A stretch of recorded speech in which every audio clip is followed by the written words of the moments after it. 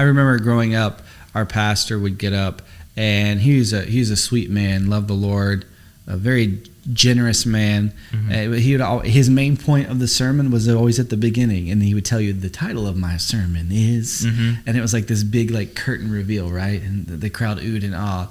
But I don't remember a lot of re-emphasis of that main idea, right? Yeah. Beyond like the big reveal at the beginning. And I love what Winston Churchill said. He's talking about really messaging, and he was such a great communicator, especially in historic times. He said, if you have an important point to make, don't try to be subtle or clever.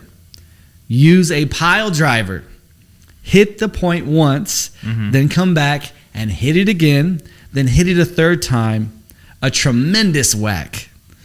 Great Winston Churchill once said. No, and I think that's so important. And one thing I would tell pastors too, when you're thinking about your big idea, is to use the power of restatement. So you want to say your big idea, but find different ways to say it, so that throughout your message you're rephrasing it, you're boiling it down, and you're handing it prepackaged to your people. And I like to do this too.